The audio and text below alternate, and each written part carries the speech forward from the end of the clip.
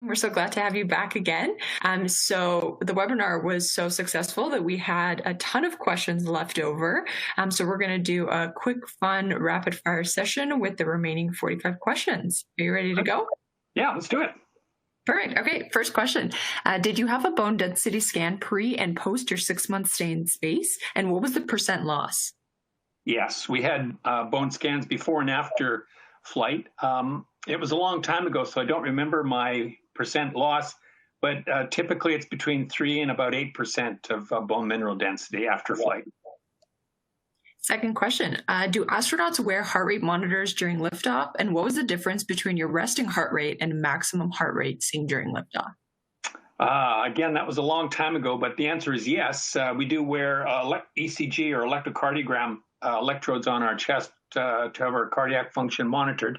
I'm not sure what my heart rate was before and after liftoff, but you can be absolutely sure that the heart rate was screaming high during liftoff. Awesome. Question 3. Do we have Canadian astronauts in the queue to fly on SpaceX? Yes, we have 4 active astronauts. And I can't say if they're going to be going up on the SpaceX Dragon vehicle, but they will be going up in the next few years, and it could be Dragon or the Russian Soyuz vehicle or the new NASA vehicle called Orion. Question 4. How do you describe the experience of entering the Earth's atmosphere? If you take that experience and multiply it by 10, that starts to come close to what it's like to return to Earth in a capsule like Soyuz. It's a lot of banging, a lot of tossing and turning on the way down. It's an unforgettable experience. Amazing. Question 5. Do women have their monthly cycles on the space station? Wow. So I've flown with women on both of my flights. I never thought to ask them that question. I think that most of them will take the birth control pill to control their periods during space flight. So the answer is probably no, they'd probably try to minimize their flows during flight. Question 6. Can you talk about combating motion sickness during the trip up and living on the station? Motion sickness afflicts about 40% of all astronauts who fly in space. The symptoms can be, just feeling unease. It could be facial pallor, cold sweating, nausea, and in the worst cases, vomiting. I was immune on my first flight. Second flight, I had a small bout of motion sickness, which we treated with an intramuscular injection, and that worked out very well. Very cool. Next question. What are your tips for managing claustrophobia? I have no tips for managing claustrophobia, but you're absolutely right. You cannot be claustrophobic and be an astronaut because we have to live in small, isolated, and confined spaces. But during astronaut selection, we weed out people who are claustrophobic from those who are not. You cannot be claustrophobic and be an astronaut. Question 8. Has there ever been a proposal for an ISS module with rotational gravity? Even a very low gravity would probably be helpful for eating and using the toilet. You're absolutely right. Not only using the toilet, but also minimizing the deconditioning of the heart, the bones, and the muscles as well. If we could create a 1G environment in space. If you've seen the movies like 2001: Space Odyssey, then you saw a rotating space station. If you saw the movie The Martian with Matt Damon, then the vehicle that transited back and forth between Mars and Earth had a rotating section for the reasons that you're mentioning there. Whenever I mention a rotating spacecraft, my engineer friends who are spacecraft designers, they roll their eyes and say that I would delay them a mission by years and double the cost if we started talking about rotating spacecraft. Medical doctors like rotating spacecraft. Engineers see them as a challenge. Question 9. Did you find after a while that you were unconsciously taking advantage of complicated dynamics like Coriolis acceleration to move about and turn in zero gravity? Yes, I didn't take advantage of Coriolis acceleration, but there are some other subtle forces that we tend to ignore on Earth in a gravity environment that turned out to be helpful in space. So, for example, surface tension becomes very important in space. I use surface tension to hold things down or to keep liquids in a cup that I wish to drink from.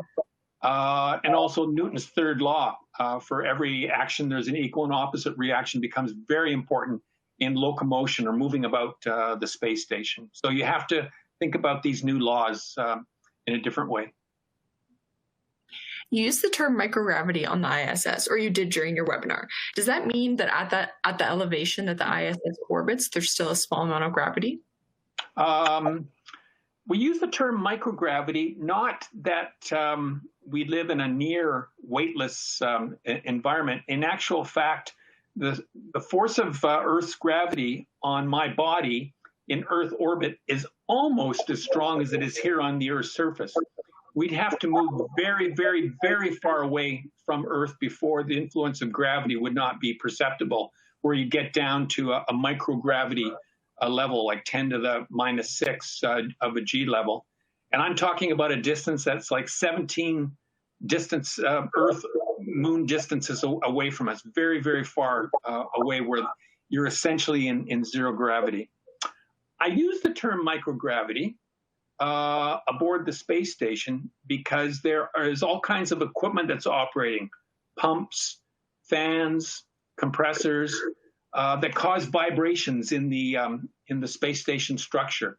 And then even astronauts, when we move about, we bump into walls, we grab a handrail and release handrails, and that causes small perturbations in the space station structure and on the experiments that we're trying to operate. And those perturbations that I just mentioned, they're on the order of about 10 to the minus 4, 10 to the minus 6 of a G for microgravity. Very cool. What were the differences in the rate of growth of the tomato plants from the two groups of seeds that you talked about? So the tomato seed experiment, called Tomatosphere, is an educational experiment. We've had, I think, up to 20,000 different classrooms participating in the experiment. I visited some of those classrooms, and the growing conditions vary greatly from one classroom to another. So I hesitate to call it a scientific experiment.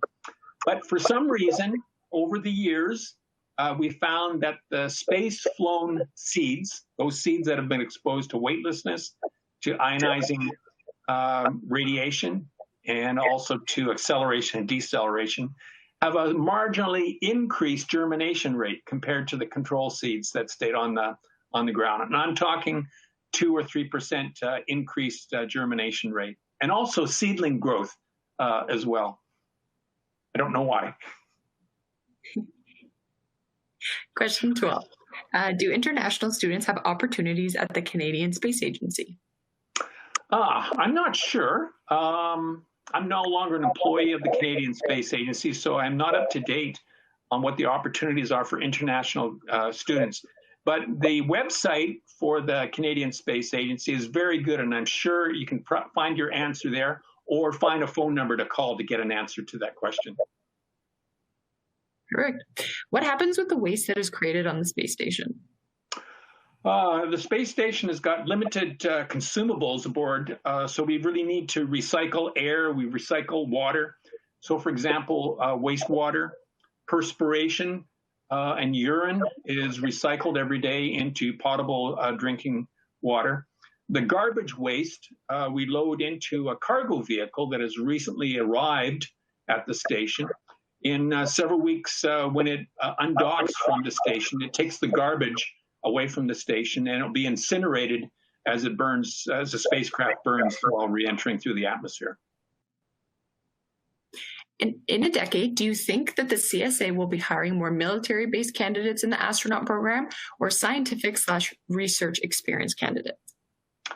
We have to think about what the tasks or the duties or the roles of future astronauts would be. The future destinations that we're going to will be a return to the moon, perhaps an asteroid, and then the next 15 years or so to the red planet, to Mars. I think we'll need a combination of both of those kinds of people. Typically, we hire about a third of the astronauts, so with a military background, and about 2/3 with a scientific or medical or engineering background. I think that the skills of both are going to be required for a long time. Is there any astronomical observation equipment aboard the space station? It seems like it would be a lot easier to repair telescopes with people right there. Yes, there's a lot of small astronomical and astrophysical experiments that are mounted on the outside of the space station. Probably the most famous one is the alpha magnetic spectrometer, which is a particle physics experiment. And you're absolutely right. Recently, EVA or spacewalking astronauts did go outside the station to do some modifications or repair on the alpha magnetic spectrometer. Question 16. What programs, camps, and or educational resources or options would you recommend to young kids around age 8 interested in a career in space? Well, I was about age 8 when I first decided that I wanted to become an astronaut. There is not one educational path that leads towards a career as an astronaut. There's 100 different ones. I would say that advanced education, which means post-secondary or university education, in any science, any engineering, any aviation, any medical discipline would be very helpful. Plus a number of years of experience, work experience in one of those areas that I just mentioned. I would say that an 8-year-old should also look for as many opportunities to participate as a team member on a sport team in your community or a club at your school or in your community as well. Try to work with people who are different than you, who come from different cultures, different races.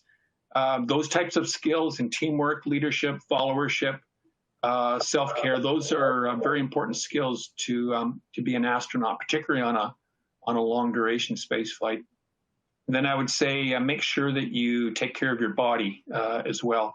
Astronauts do not need to be an Olympic athlete state of conditioning, but pretty close to that and in good health as well. So take care of your body. Would your advice change if someone was a little bit older, say a young adult to an older adult looking to pursue a career in the space sector? Typically, it takes about,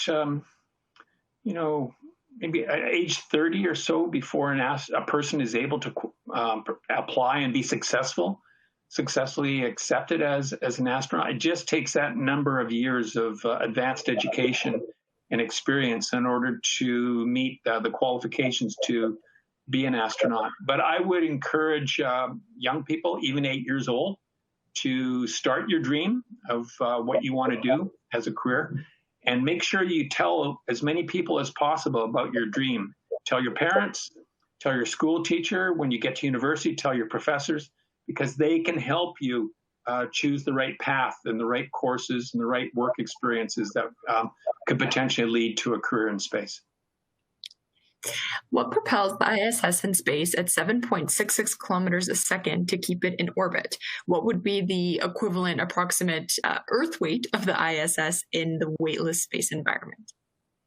So it's going to be a little bit difficult to answer that question because actually the space station, when it's traveling around the Earth at close to 8 kilometers per second, is drifting. It's actually in free fall around the Earth. It is falling towards the Earth at the same curvature, at the same rate or the same curvature of the Earth's horizon. So it never runs into the Earth, so to speak. So when you get up into high school, you'll be able to understand what the concept of free fall is. But your other question is, what is the mass or the weight of the space station? It's currently about 400 tons. So it's pretty large space. What's the largest spacecraft that we've ever built before? Are there any permanent changes to the human body after long duration flights? Most of the changes to the human body due to living in a weightless environment are reversible. That's not completely true, but it more or less that is true.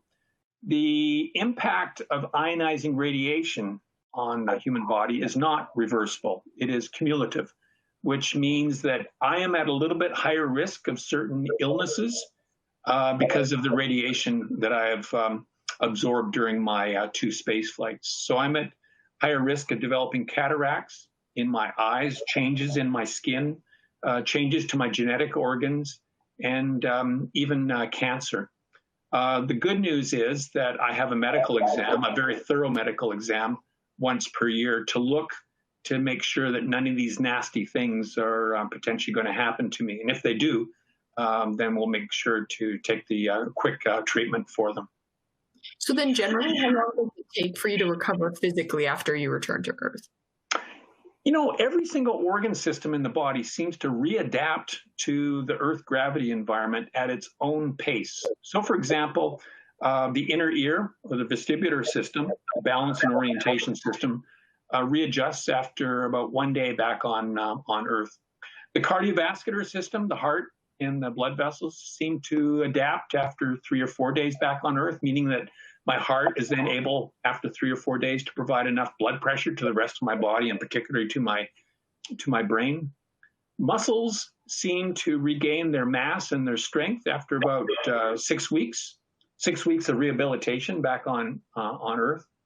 And then the general rule of thumb for bones is that for every month in space, it takes 2 months back on Earth to regain the calcium, or the bone mineral, that we lost during flight. I found that it took about a year and a half after my 6-month expedition to regain all of the calcium that I had lost. Very cool. So some astronauts say that they've seen UFOs. Have you ever seen anything that looks like a UFO?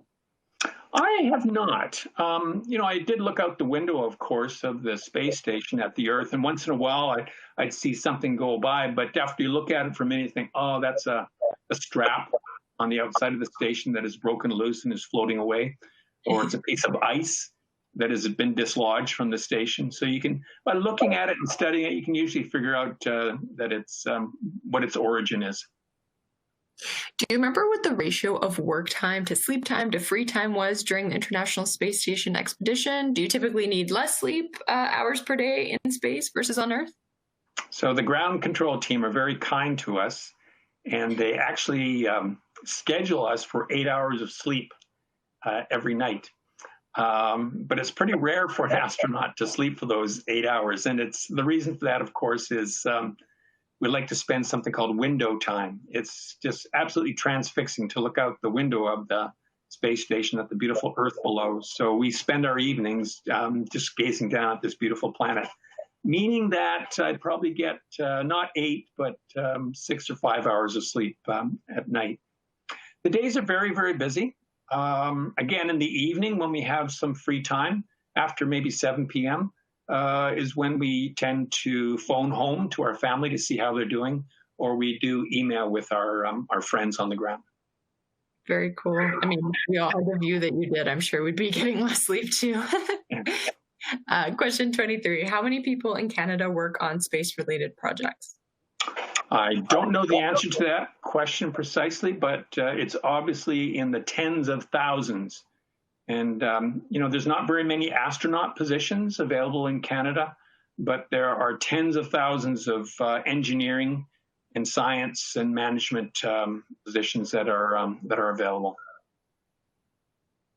How many more flights are Canadian astronauts owned on the ISS? How many have we secured on the Lunar Gateway from our planned contribution of Canadarm3? We've had 3 Canadian astronauts fly aboard the space station already. So myself, Chris Hadfield, and most recently David Saint-Jacques, we roughly fly a Canadian astronaut on the station every 3 or 4 years. And we will have at least one more astronaut fly on the space station.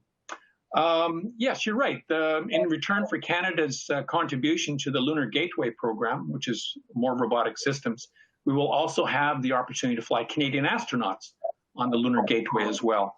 I think that announcement will be coming out soon in the next few weeks as to what Canada will receive in return for our robotic contribution. So keep your eyes peeled to the news for that. Dr. Thirsk, if we can work and live so well in space, when will we learn to live and work in harmony on Earth? If I could wave a magic wand, I would like every single human being on the planet to have the opportunity to live aboard a space station in Earth orbit for just 3 or 4 days. And while up there, just do nothing, no work, just look out the window and look at the planet down below and think about all the countries, think about all the people, think about the environment that you see through the window. And it's transformative. It changes a person's perceptions about family and country and future and civilization.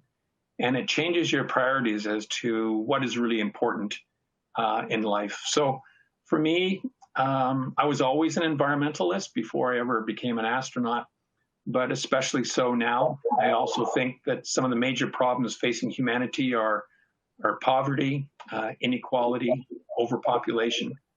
So to answer your question, I don't know, when we'll be able to, all work in harmony on the ground as well. But the orbital perspective really, I think, helps people to get the big picture of what humanity and civilization is all about. What did you find most challenging about living aboard the ISS for 6 months? Most challenging, yes. That'd be being away from my family. The career of astronaut, I think, is the best career that I could have ever have hoped for based on someone with my interests and my abilities.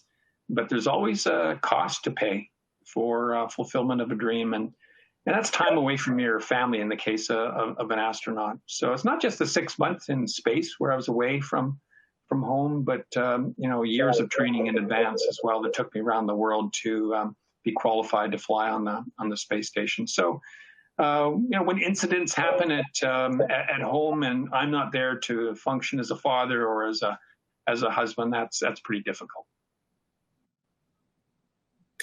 Question 27. How is the temperature inside the capsule controlled during the landing? Yeah, you're absolutely right. The outside temperature of a capsule, like the Soyuz, for example, will heat up to about 1,600 degrees Celsius, which is higher than the melting temperature of iron. And so what we tend to do is we tend to cold soak a spacecraft the night before reentry. We point the spacecraft towards deep space, the radiators towards deep space, and we actually drop the inside temperature of the spacecraft. So it gets pre-cold soaked in advance of the reentry.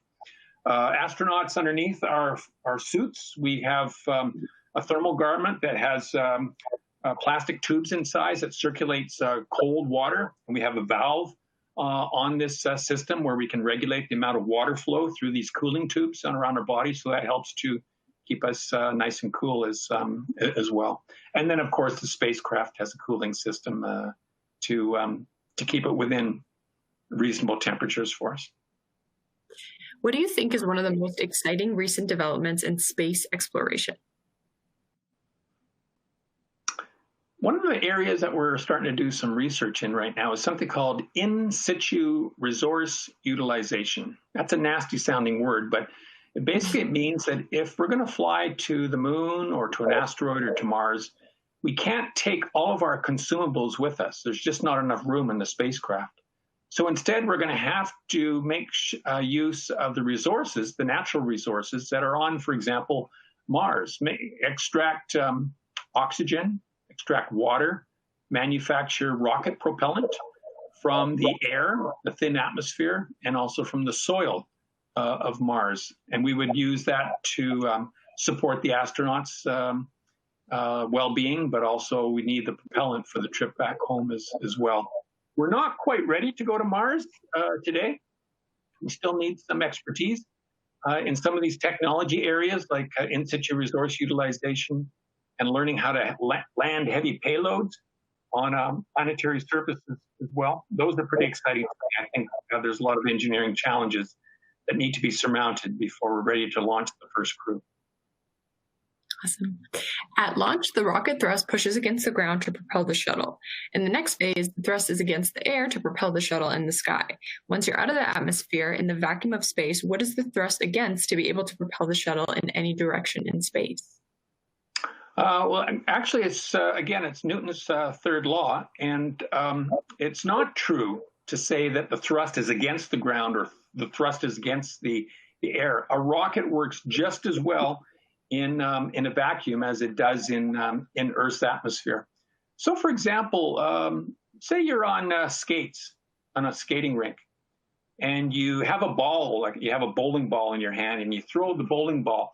Well, you're going to move in the opposite direction by Newton's third law, whether that ball hits a wall or not. It's just an action in one direction causes a reaction or another force in the opposite direction.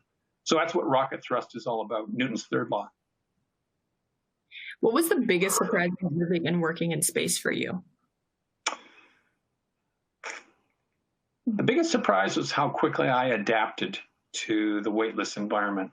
I had lived on Earth, for my first flight for 40 years in a 1G environment. And within 12 hours of being in space, I felt like I was born there.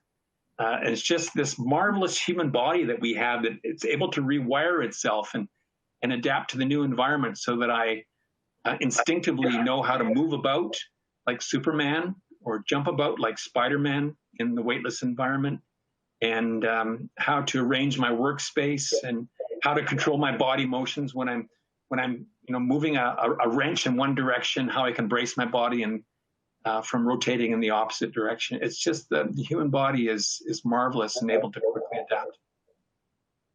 Amazing. Question 32. What are your thoughts on SpaceX Mars push and the NASA Artemis program?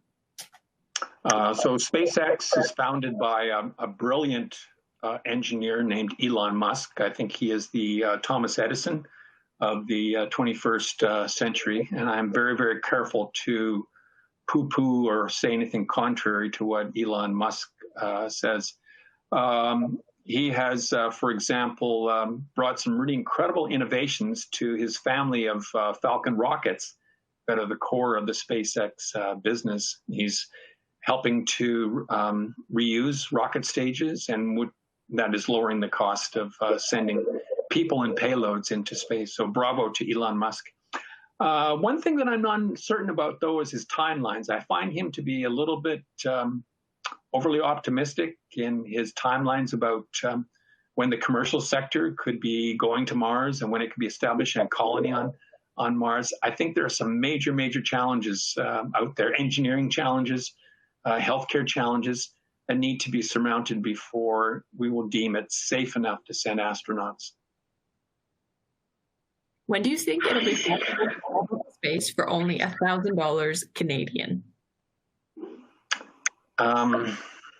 Not in my lifetime, probably not in your lifetime either. $1,000 Canadian is pretty unrealistic. I grew up watching Star Trek, and one of the ways of transportation on the USS Enterprise is the transporter. We would need a totally different way of moving people and payloads around the cosmos, other than chemical rockets, to have a transporter. It would probably require that kind of technology before we ever got space flight down to $1,000 Canadian, and I think that's several generations away from now. How can Albertan engineers contribute to or show support for Canada's space industry? There's a number of engineering challenges out there that are preventing us from going to deep space right now. I would like to see Alberta grab the torch for one of those challenges. An example might be deep space healthcare. How can we provide for astronauts who are living on Mars and 400 million kilometers away from Earth, away from mission control, away from the flight medicine team here on the ground? Perhaps some of the technologies, the medical technologies that we need to develop to support astronauts in space are the same technologies that we need to support Canadian citizens who live in northern Alberta and Fort Vermilion, for example, or in Yukon or the Northwest Territories. So if Alberta invests, I think, in remote healthcare innovation, I think that would benefit future astronauts, and it would also benefit Canadian citizens. Amazing. Our 11-year-old Annika asks, how did it feel to be weightless? It was magical. It was surreal. I guess if I had to use one word, I'd have to say it was magic. All I needed to do was just use one finger to push off a wall, the ceiling, or the floor, and fly like Superman in the opposite direction. You know, I have reviewed a lot of the photographs, a lot of the video of my crewmates and I during our last flight, and in all of the photos, we've got these big goofy grins on our face. The training for our mission was hard, but the actual space mission was a delight, and it was we were elated the entire time that we were up there. Question number 36. How would you qualify the changes in spaceflight from the Soyuz shuttle era to the SpaceX Dragon and Orion missions going into the future? You know, I've been exposed to different countries and different cultures, and it's interesting the differences in engineering approaches. So the Soyuz vehicle that I flew in to the International Space Station is not a whole lot different than the rocket that Yuri Gagarin used 60 years ago when he became the first human being in space. On the other hand, companies like SpaceX, Blue Origin, Virgin Galactic, they always like to innovate. They always like to make improvements. So, and we all like innovations as well. If you have an iPhone 10, you want the iPhone 12. So that's just a difference in culture. But I have to say that the Russian rockets, the Soyuz rockets, they work, they're reliable, and they've had small upgrades made to them all along. The Soyuz vehicle has a glass cockpit, for example, all touchscreens, electronic avionics. Yeah, it works. Spaceflight is always going to be risky until we get this transporter invented. It's good to have a number of countries coming up with a number of different solutions to address the same problem. It's good to have redundancy. Question 37. Did you use amateur radio to keep in touch with schools on the ground? Yes. Amateur radio has played a major role in the educational outreach of the space program. We had an amateur radio aboard the International Space Station when I flew, and I made 22 different contacts with classrooms around the world, including Canada. Typically, these would be about a 20 or 25-minute encounter between myself and the students on the ground, just the period of time that the space station is passing over the school, and it's visible in the sky. I also made a few random contacts. Just when I had some spare time, I would get on the radio and I'd talk to a few amateur radio operators on the ground as well and just pass on our greetings. What was the more difficult aspect of your time in space? Was it the mental toll or the physical toll? I would say the mental. I actually physically, I think I endured the mission quite well. But, you know, being in space for 6 months is a little bit like the COVID experience here on Earth for us. When you're working in an isolated and confined environment, you do get a little bit blasé, lethargic, maybe unproductive. Leadership skills tend to fall apart. Discipline seems to fall apart as well. So it's really important that astronauts have the discipline in order to take care of ourselves, to take care of our crewmates, to keep the mission objectives in sight. So, you know, the COVID experience that we're going through right now, you can sort of think of it as astronaut training. Do we have the discipline to maintain focus for 6 months or 12 months? Our mission objective for COVID, of course, is to flatten the curve of the COVID infection rate. And I think it's a really good target for us to consider. After all, we are all astronauts already. We all serve on spaceship Earth, which is hurtling through the cosmos right now. So we have a mission right now, and I know that, you know, we're 7 months into it, and the mental fatigue is starting to slip in, and we're getting bored. But we need to be disciplined like astronauts and continue to follow the rules. Perfectly put. Thomas wants to know how you felt living in space.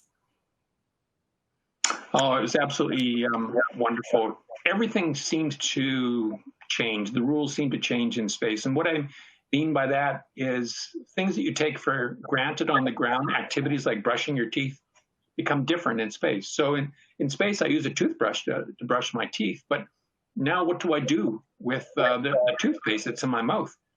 We have no sink in space. There's no bathtub. There's no shower. There's no washing machine. There's no fridge. There's no freezer. What do you do in that situation? So with regards to brushing your teeth, I just swallow the toothpaste. For showering, I couldn't shower in space, so I would take a face cloth and wet it with liquid soap and water. And then I just wipe my body down every day. It gets most of the grime off the body, but it doesn't get all of it. You just seem to tolerate that. And then eating, we eat a lot of camping food. If you've ever had freeze-dried food, these are the dried food packages that you add water to. You let them sit for a few minutes, and then you carefully open up the package with scissors and you eat it, trying not to let the food particles escape into the cabin. Yeah, so living in space, it's magical, like I said before, but it's also a little bit like camping. You know, you sleep in sleeping bags. It's a rustic environment. It's not as comfortable as living at home. And if you're the type of person who enjoys camping, you would be a good astronaut. You mentioned at the first launch that boosters only have to operate at up to 90% total capacity or thrust. That seems highly variable for such a complicated process, no?